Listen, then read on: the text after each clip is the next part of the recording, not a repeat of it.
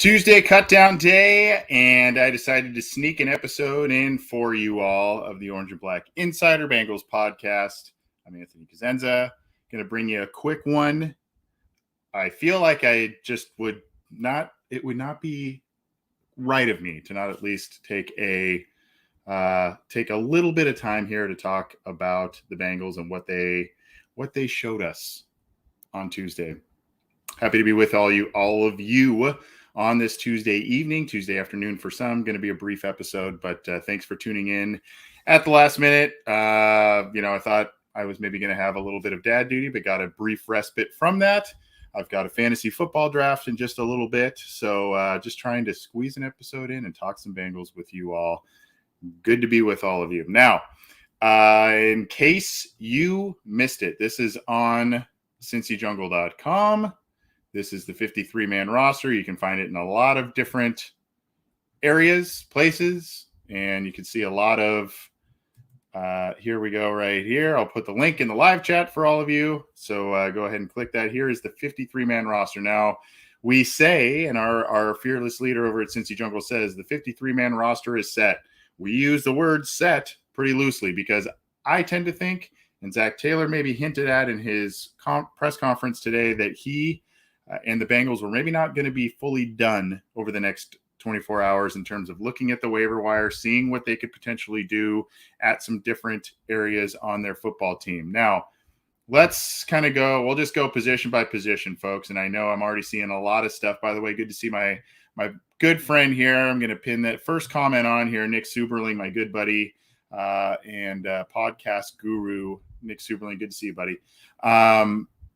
Look, quarterbacks, I thought they were going to go light. I thought they were going to go 2, and that's kind of that.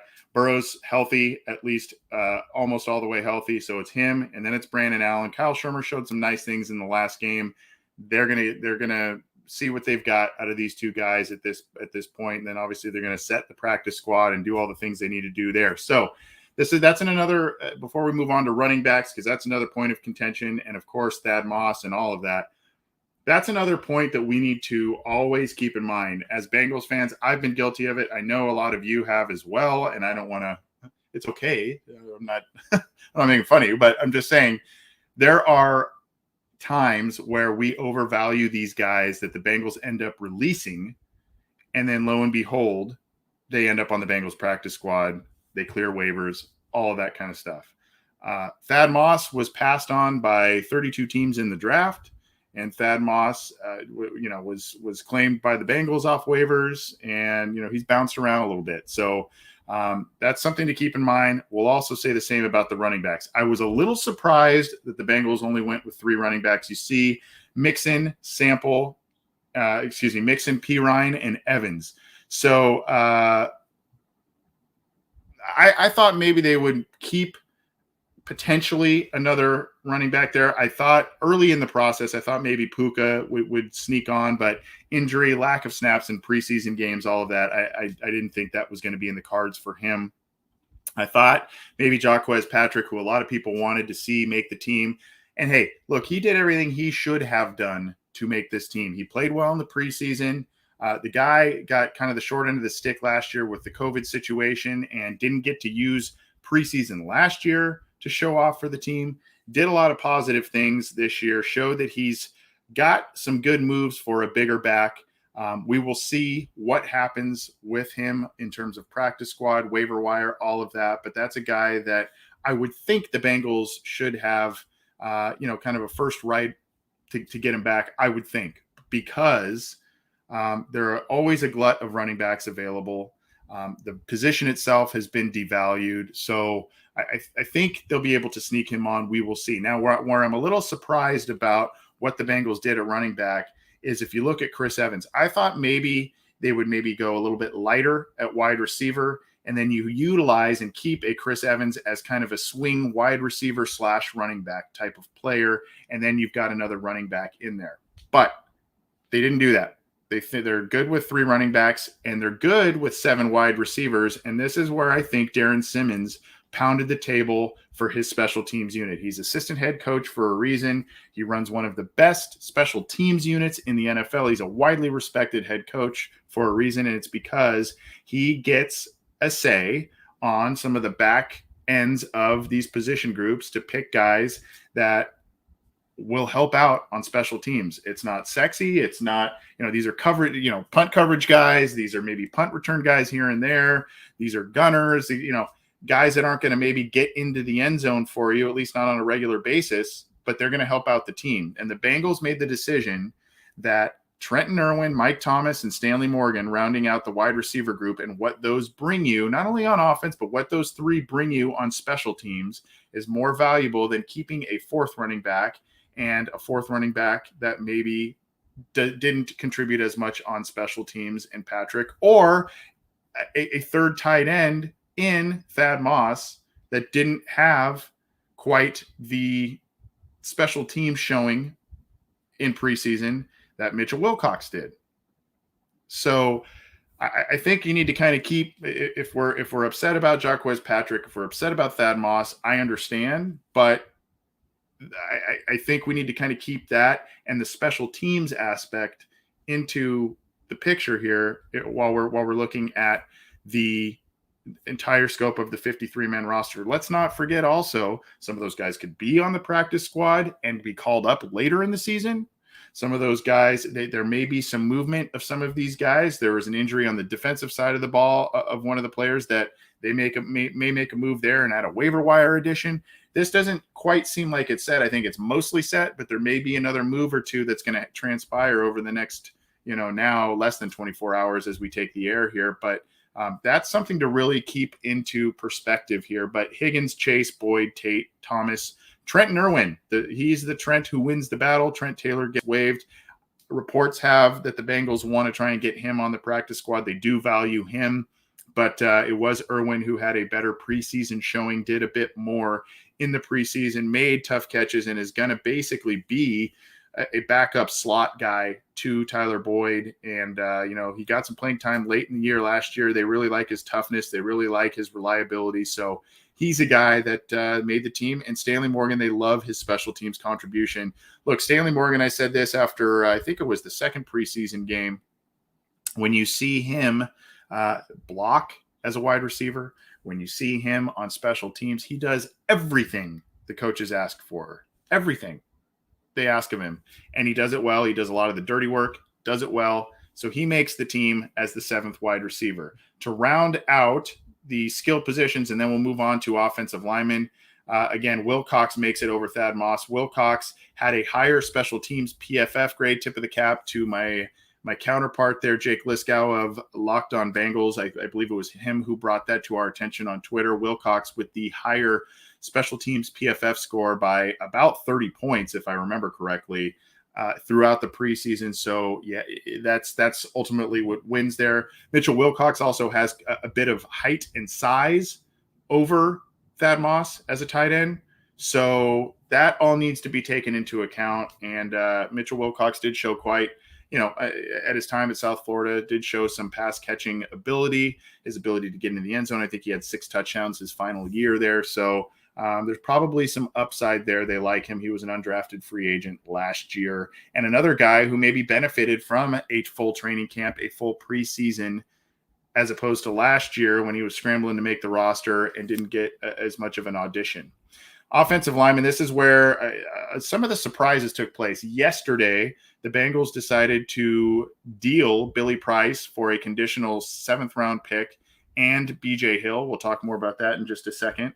And we talked about that on the water cooler chat yesterday. But they dealt him, a guy who ended up showing an improved style of play under Frank Pollock, and they were able to move him. They didn't have long-term plans for him, and kudos to the Bengals. If they were going to cut him, they found a trade partner and got something out of it, on the defensive line, which is always a helpful area to shore up your team for sure. So they did that.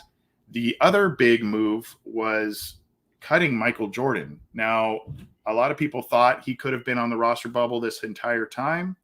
It was just a little surprising for me because he had starter snaps in practices in preseason, all of that. And at the time, we said this is probably one of two routes and reasons why they're going this way.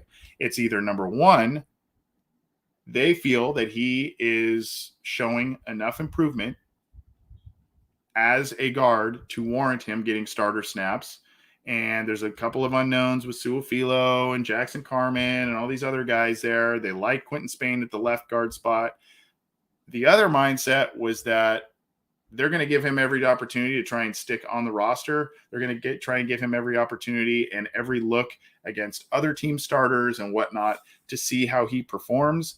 To his credit, he did play some of the best pro football of his career. It just wasn't enough.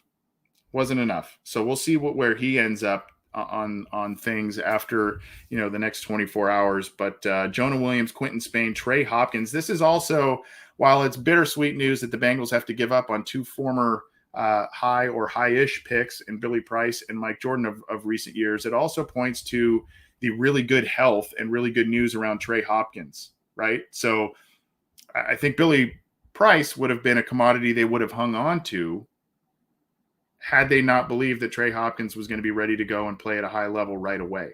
So that is, there's at least a silver lining there. Suafilo appears to be the starting right guard for this team. Riley Reif, the starting right tackle. You've got Fred Johnson, a guy who could play either tackle position in a pinch. Deontay Smith, a developmental guy, but a guy who seems to be developing very quickly, especially at guard.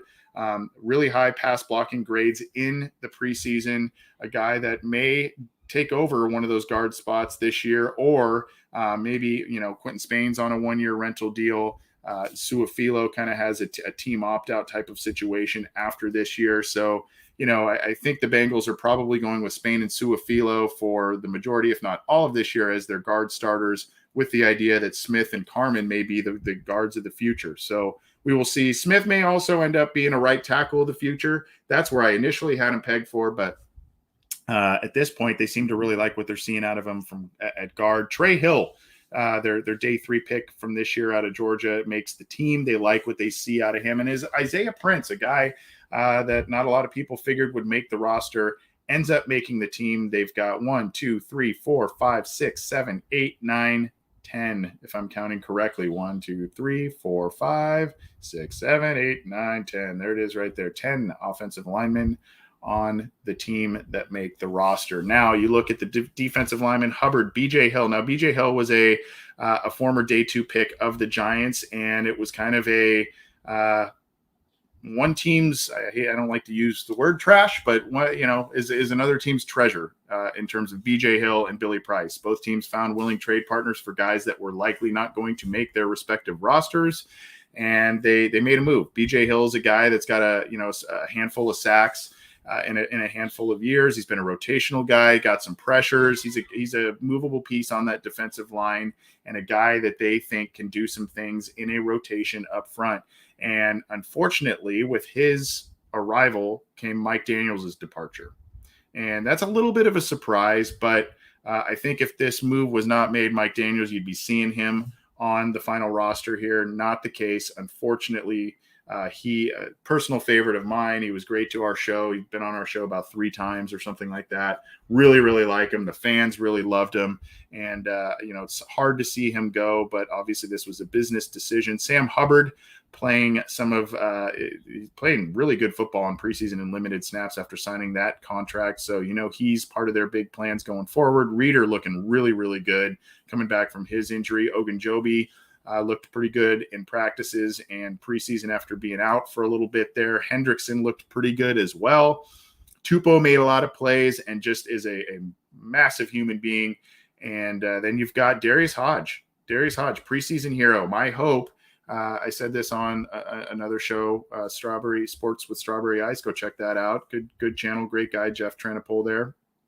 I said this earlier today that I just hope Darius Hodge isn't one of those guys that absolutely lights up the preseason and then you rely on him for a role in the regular season, and it's just not the same as he's going up against more starting caliber offensive linemen, more diverse offensive schemes. But hey, credit him. He played his butt off in preseason, played very, very well, was one of the best players on the Bengals team in preseason, and he deserved this spot. Let's just hope that he can be part of a committee to help make up the loss for Joseph Osai. Speaking of the committee that does that, Khalid Kareem had an outstanding start to the Miami game, but unfortunately looks like he's dealing with an injury. Zach Taylor kind of did we expect him back at some point this season.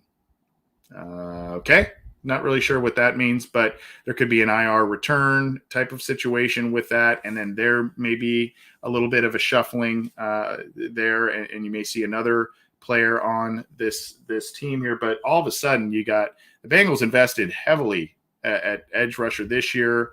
And really the past couple of years now, what was one of their deepest groups, you've got Osai done for the year. You've got Wyatt Hubert done for the year. Cam Sample was nicked up earlier in the year. Khalid Kareem now dealing with an issue.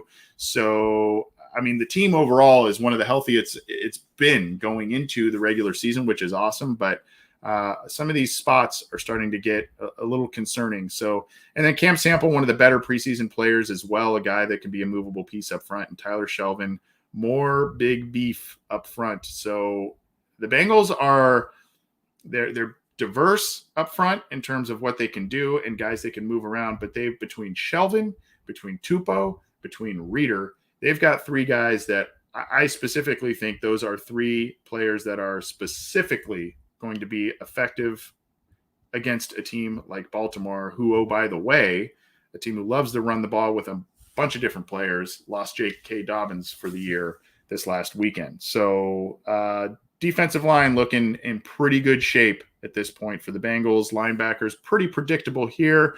The three rookies from last year make it: Logan Wilson, Jermaine Pratt, Akeem Davis-Gaither, Jordan Evans, and Marcus Bailey are the five that they keep there. The Bengals aren't going to go with a ton of 3 or 4 linebacker sets. They're going to go pretty heavy on the defensive line. They're going to go pretty heavy in the defensive backfield and go from there. So I think there's not too many surprises there. Big year for Jermaine Pratt. Big year for Logan Wilson, for sure, who had a couple of nice plays in preseason. Big year for Jermaine Pratt, though, in terms of development and what they need him to show going forward. Cornerbacks, Wayne's dealing with the hamstring injury, may be out the first couple of games. We'll see what happens there. Hopefully he can return for that opener and play against his former team.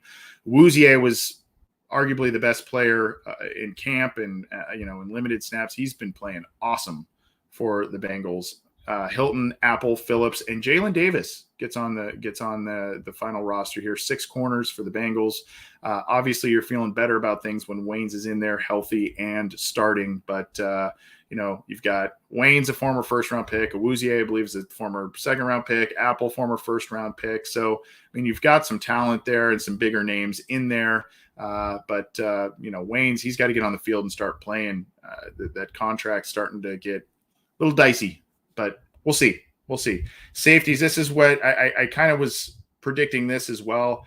Here's the thing with Ricardo Allen. He's a guy who has played slot, corner, and safety. So he's one of those guys, I think, obviously has ties to Lou Anarumo as well. He's one of those guys, I think, that can kill 2 roster birds with 1 stone, so to speak. He's going to be the guy that can move around a little bit and provide a little bit of flexibility and allow Von Bell to do what he does best. I think earlier in the year last year, Von Bell was asked to do maybe a little too much, especially in deep coverage.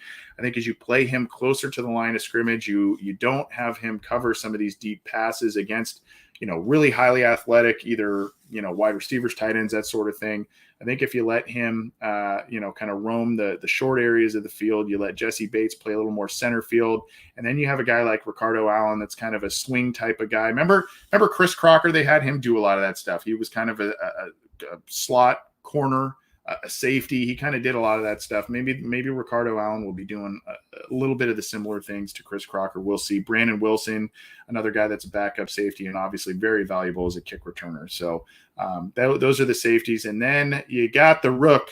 The Rook took the kicking job as the specialist. Kevin Huber hangs on to it. Drew Chrisman never really made it to competition because of an injury, but you would think that they probably want to keep him around and maybe a practice squad candidate, and then maybe he supplants Huber in the next year or so. And then you've got Thor, Clark Harris, with that beautiful mane of hair. Clark Harris, the long snapper, the mainstay there. So That's your roster at this point right now, and there are some questions. And here's the. I think we have the quote here from. Yeah, I'll share this. It's not necessarily a direct quote from Zach Taylor, but I mentioned it a little bit. Basically, this is from Ben Baby of ESPN, and this is on CincyJungle.com, essentially saying Zach Taylor said, since Khalid Kareem didn't go on IR, the team does expect him to return at some point this season. Okay. Well, I don't know exactly what that means and when, but we'll take your word for it, Zach. Look, I think we're not, the Bengals are not done at this point in terms of doing some different things. It may not be super splashy. I think there was a move, if you remember in Zach Taylor's first year, I think P. Ryan was one of the guys that they brought in. And then, Pharaoh Cooper was a guy that bounced on and off the team, I think, at the final minute. Last year, Mike Daniels was a late addition, not final cuts, but he was a late addition to the team. So, look, I mean, I think the team may look at some offensive line help in the form of someone who has guard tackle experience or maybe center guard experience. I think edge rusher and a versatile piece up front is maybe someone they may look at. Who knows? Maybe wide receiver, maybe on the discussion. If they don't feel good about Trey Waynes, maybe another corner out there to help bolster things. Maybe that's something they look at. I don't know, but I think when we're talking about being upset about a third tight end spot, and we're talking about being upset about a fourth running back spot, we seem to be in a much, much better situation talent-wise, and the royal we, right? The Bengals seem to be in a much better spot talent-wise and depth-wise when we have those types of conversations rather than questions about the starting quarterback that date back just about 2 years ago, right?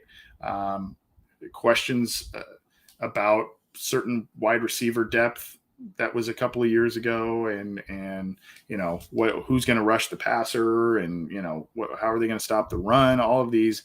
And now some of those areas you feel a lot better about at this point than you did maybe even as soon as last year. Obviously not talking about quarterback and stuff, but some of those other position groups, who I'm talking about. We had some concerns going into this year. There are still some question marks, but I think those are, at least from my vantage point, those are a lot less concerning at this point than they were maybe a year ago or so. Bengals really, really tried to shore up depth. Unfortunately, while they've largely been healthy to this point, unfortunately, the injury bug has hit the edge rusher part of their roster, a little bit at cornerback, but I think they're going to. I think they're going to be okay. It's just a matter of how quickly can some of these young players mature. I think I saw my co-host John Sheeran say something, or maybe it was Matt Minnick, saying they only got 5 players over the age of 30 on the roster at this point in time, and I'd need to look here in terms of the 53-man roster. Not a lot of Marvin Lewis guys on this roster. I think you could say Joe Mixon. You could say Auden Tate, CJ Uzama, Trey Hopkins, Sam Hubbard, Tupou,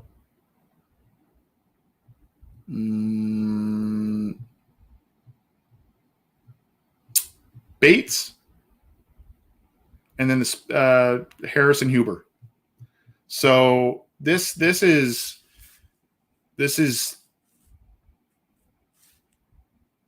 Zach Taylor's roster. He's got his thumbprints on it, and this has to be a year wherein he and the team shows marked improvement. Has to.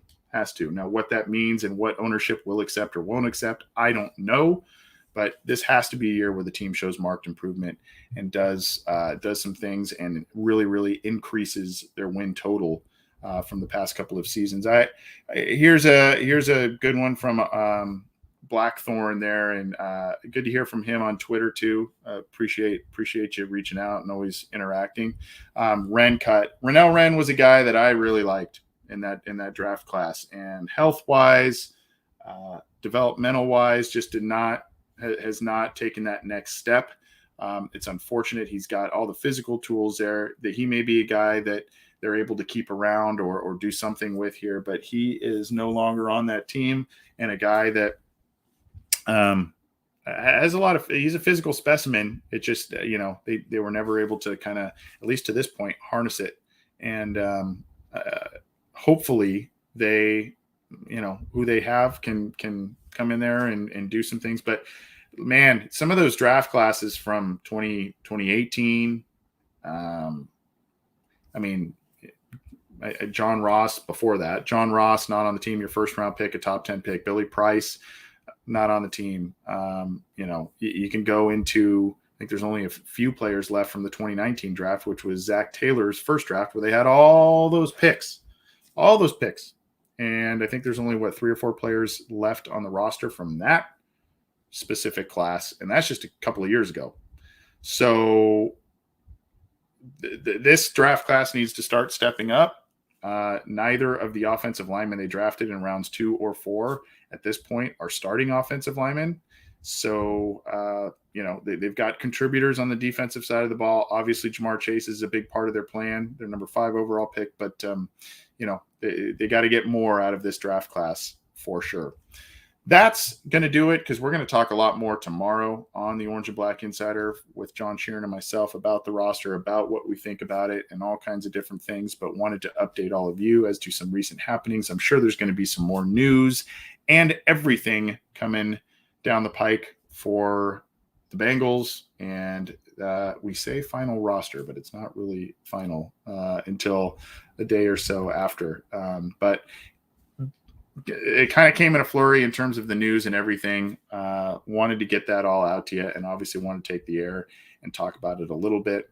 We are going to do our show. We're going to try and do a big roundtable show with the guys from Orange is the New Black, Ace and Zim, and Matt Minnick, to do a mega show at the end of this week to talk more about the roster and all kinds of different things, and what we think about the team going forward there. But wanted to get this to you, and hopefully you enjoy the rest of your Tuesday, enjoy the rest of your week. We do have a special interview coming up down the pike. Can't tell you too much about it quite yet, but we will have a special interview coming at you probably next week, which we're pretty excited about. So keep your eyes and ears open for that. In the meantime, subscribe to our YouTube channel. I think the icon is right there. Click that and subscribe. Turn on the bell to be notified when we go live, when new material is available. And of course, go on your favorite audio streamer, find the Cincy Jungle podcast channel, subscribe to it so you can listen to our show, Orange and Black Insider. You can listen to Orange is the New Black with Ace and Zim, Chalk Talk